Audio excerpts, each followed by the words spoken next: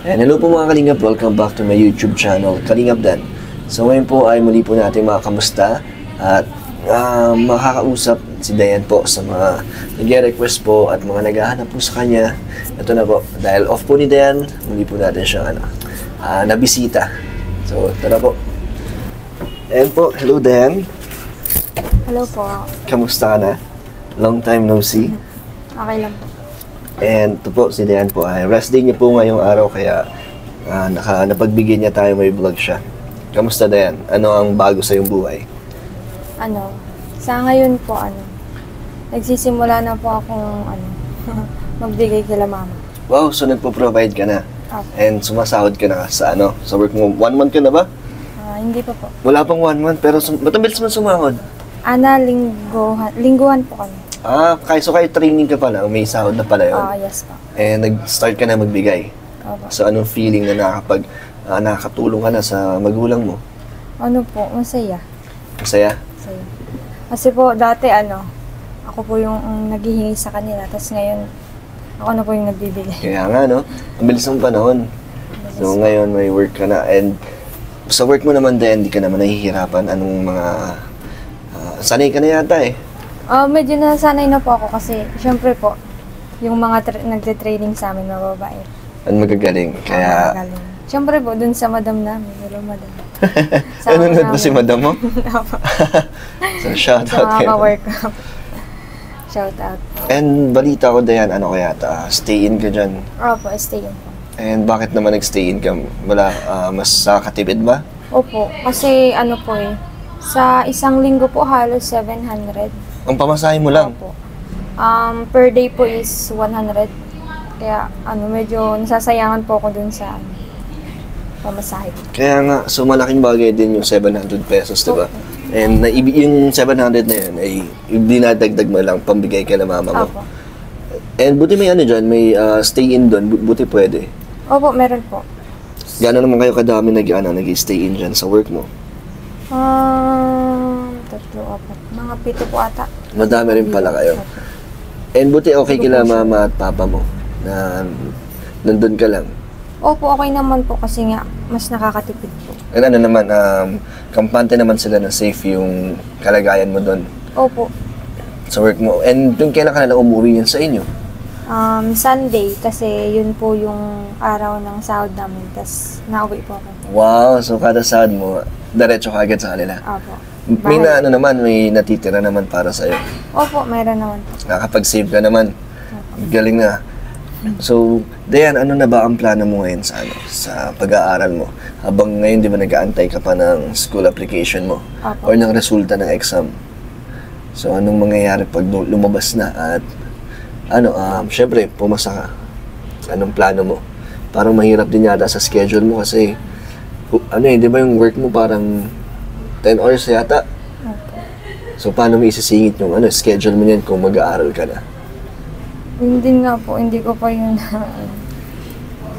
Pero aware naman sila, di ba? Sila, madam mo, Opo. na ikaw ay mag-aaral. Opo. Pero, payag ba sila maging part-time ka na lang? Hindi ko po alam. Hindi mo pa na-open yun sa kanila, hindi nyo pa na mag-uusapan. Pero ikaw, anong plano mo? Ano ba tingin mo mas priority mo ngayon? Ngayon po, mag-work talaga. Pero, yun nga pong pag nakapasa, parang hindi ko pa po alam. So parang mas lamang ngayon yung pag-work mo. Opo. Yun yung mas iniisip mo kasi nakakapag-provide ka. Nakakatulong na po. Sila mama mo at papa mo, ano ba ang, para sa kanila, ano ang gusto nilang gawin mo o unahin? Naman po, okay naman po sa kanilang mag-aral ulit. Tapos, okay lang din naman din po sa kanilang magtrabaho. Parang nasa sa akin na din po yung decision. Kung mag-aaral ka ba, ka na, talagang stop ka na sa work mo ngayon? Hindi ka na magiging part-time? Hindi ko din po alam. Pero may iba pang work na pwede mong pasukan kung sakaling walang part-time sa work mo ngayon. May iba ka bang, meron ka mahanap na iba? Meron naman po ata. And so yun, pwede mong ipagpatuloy yung pag-aaral mo kung sakali. Opo. Pero ayaw ko na yatang, sabi mo, ayaw ka nang paalisin dyan sa work mo. Huwag na daw po. Kamusta ba dyan? Ano ba ang masasabi mo sa mga sa ka-work mo, sa mga boss mo? Ano po, sa boss ko, wala po talaga akong masabi. Mababait. Mabait sila. Wala po si madam. Hi, madam. And close mo na rin yata yung mga ka-work mo, no? Opo. Yung new masyado. friends ka na. Anong pinagbago na ito ang buhay mo na nandito ka na sa sa diet or sa sentro na medyo nag-i-stay? Ano po, kasi masyadong ano po yung pagiging, ko, madaldal. Ano? Mas lalong dumadaldal? Lalo. Grabe na. Grabe na. Madaldal pala si Dayan. So dito ka lang nahihiya pag nag-vlog. Wag naman. So share ka naman ng mga ng experience mo dyan sa bagong buhay mo, bagong routine mo. Para dati, di ba, nung hindi ka pa nag-work, anong routine mo sa bahay nyo? Yung sa bahay lang po yung maluto. Kasi hindi naman po ako nakakagala dun sa amin. Tapos para maghapon, ano lang ginagawa mo Sa doon? bahay lang. Doon lang. Opo. So ngayon, Doon lang umiikot. Ngayon po, sa trabaho ko po, talagang kailangan mong makipag-usap sa ibang tao. Kasi syempre po, ikaw yung mag-assist sa kanila, ikaw yung mag-take ng order. So, kailangan mong practicein talaga yung pagiging, mo. Pag-communicate mo sa kanila. Opo. And nai-improve mo naman sa na-apply mo naman. Kasi doon po sa una kong trabaho, yun din naman po yung ginagawa ko. And ngayon, Dayan, mas nagkaroon na ng sigla ang iyong buhay. Yes po. Kasi bukod sa nasa sentro ka na, madaming tao, productive ka na din. Yes po. Busy ka na rin, hindi naman nakakapagod or part na rin ng trabaho, yun, yung pagod, no? Opo, part na din po talaga yun. So pagkatapos ng work mo, pahinga ka agad. Pahinga. Wala na pong time Buti may time ka pa na mabigyan ng oras itong natin, pag-vlog. Opo, day up ko naman po. I mean, okay pa ba na magtuloy pa rin sa pag-vlog sa'yo? Yes po. Kung may mga dumadating na suporta na nagpapaabot sa'yo, okay lang. Opo. Hanggat, Okay. Available. Yan. Tinanong ko naman po si Dayan, mga kalingap, kung gusto niya pa bang ituloy or baka nahihirapan kasi siya sa schedule niya. So, okay pa naman daw. So, hanggat pumapahig pa si Dayan, mabavlog pa natin siya. Tsaka hindi ko rin kasi ina-expect na kahit na matagal lang kitang nabavlog. Kasi diba, meron akong iba dibang beneficiary, busy ako dun kay Super JR. Pero hindi nawawala sa comment na, yun nga, di ba may pinakita ko sa yung nag-message na supporter. Opo. Inaabangan nila yung vlog mo, tapos may mga nagpapaabot pa rin ng tulong kahit na hindi kita nabavlog na. Kaya nakakatuwa na kinikilala ka nila bilang beneficiary ko. Ayun. Thank you po. Ano sasabi mo sa kanila na may mga nakakamiss sa'yo? Thank you po. Mahal ko kayo. Nag-heart. Ayun po, nakaka-overwhelm po talaga. Parang dati, Anong napalapit na rin sila sa'yo sa pag-vlog natin? nag-heart ako kaya yun.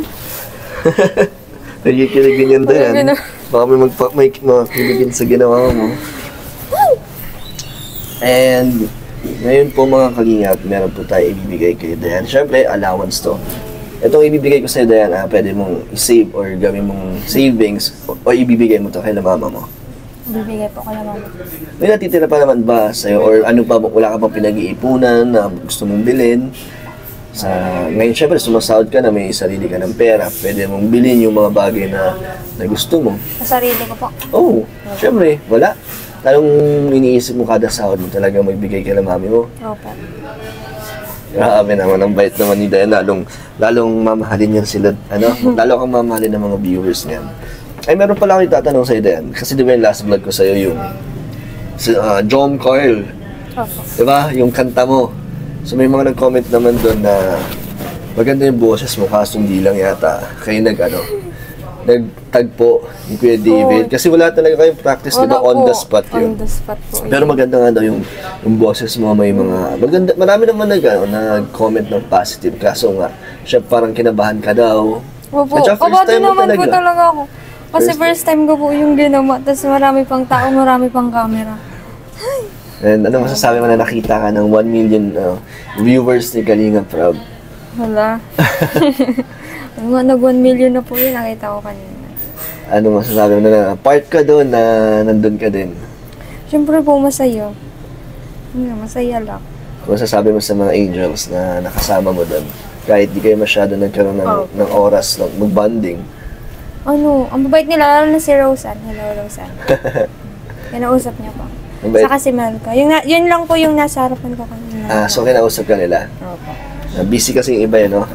Busy po. Pero na-enjoy mo doon? Opo.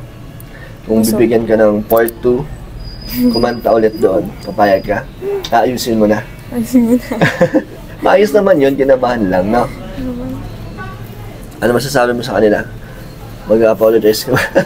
Pasensya na po talaga. Medyo ka lang. Ito din, may nagpapaabot ng 3,000 sa'yo. Galing yan syempre kay Tita Nikki. Tita Nikki na hindi po nakakalimot kahit kanino. Thank you, Tita Nikki. So meron ka ng 3,000 pesos. Thank you po. Ano ang masasabi mo kay Tita Nikki na hindi nagsasawang magpaabot ng blessings? Ayun po. Ano message mo sa kanya? Long message. Ano? Kay Tita Nikki po. Pero hindi lang naman po si Tita Nikki, syempre sa lahat po. Sa mga viewers natin. Pero kay Tita Nikki po, thank you so much po talaga. Simula andyan po kayo para tulungan kami, ako, nila mama. And yun po. Napakasaya ko. So parang sa vlog natin simula umpisa hanggang ngayon, yung malaking part sa Tita Nikki. Okay. Actually, madami din naman yung nagbigay ng tulong. Kaya, pero patuloy si Tita Nikki. Kahit naman sa iba't kong beneficiary, nandiyan si Tita Nikki. Kaya, thank you. Thank you po, Tita Nikki. Pinaiyak niyo po si Dayan. Bakit ka naiyak, Dayan? Na-touch ka ba? Bakit? Ano ang masasabi mo, Dayan? Okay lang yan. Iiyak mo lang. Tears of joy ba yan? Ba't ka umiiyak, Dayan? Ano ang naalala mo? First time umiyak na yan, ha? Bakit? Ba't ka umiyak? Sorry po. Hindi, okay lang yan. Naintindihan ka ng viewers dahil ano ba nararamdaman mo na ba't ka naiyak? Anong pumasok sa isip mo? Masaya lang po. Hindi na naiyak. Okay naman. Ano expect ba yan? Naiiyak ka? Bigla ka na lang umiyak? Isang po. Sabi mo na pag ready ka na. Dahil huwag ka na umiyak, oh. Meron pa ako ibibigay sa'yo. Galing naman to sa aking YouTube channel dahil pang dagdag ng 1.5. Siyempre, allowance mo yan sa ating vlogs. Every time na mag-vlog naman tayo, meron naman akong iaabot sa'yo. Kahit walang nagpaabot ng tulong sa ating sa aking YouTube channel, meron siyempre. Kaya tuloy-tuloy lang tayo sa pag-vlog hanggat may mga sumusuporta. At siyempre, ang dami nanonood sa'yo eh. Talagang ikaw nga ang isa ka sa viral ko bukod kay Kuya JR. So, anong message mo? Dayan, yung galing sa puso mo, anong gusto mong sabihin? So, ano po. Thank you po. Ang dami po.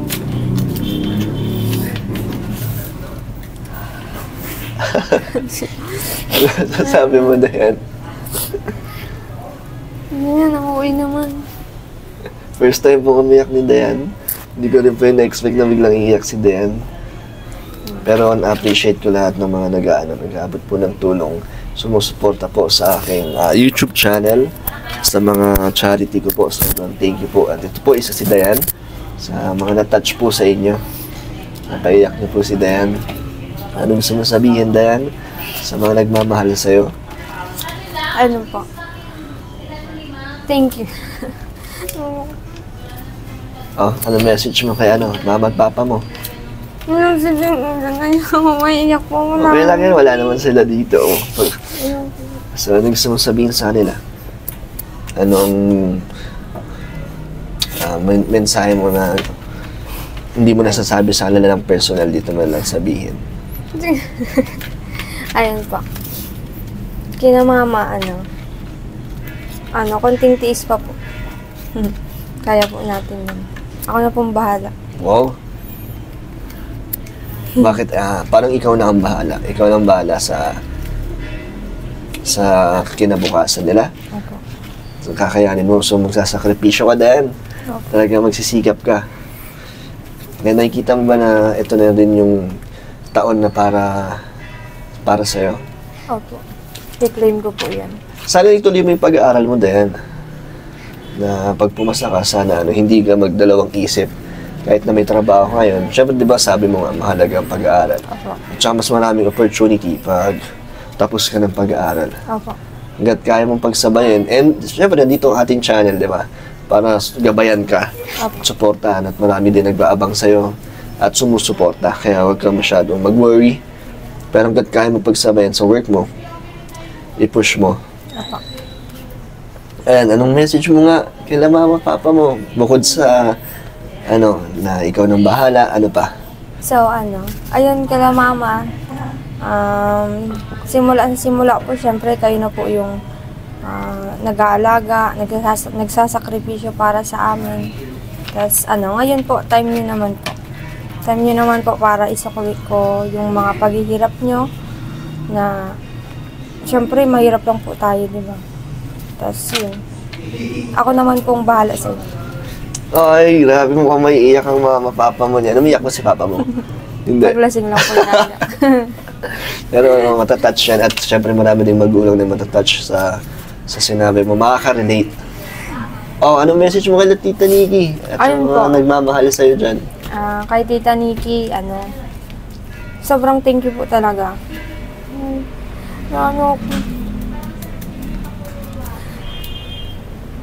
Sige, take your time. Siyempre, kay Tita Nikki po, maraming salamat po kasi una pa lang po, tinutulungan niyo na kami. Siyempre po kay Kalingap Dan na talagang siya naman po yung nakadiscover sa amin, walang tumulong. And sa mga viewers po, maraming salamat po sa pagsuporta sa akin.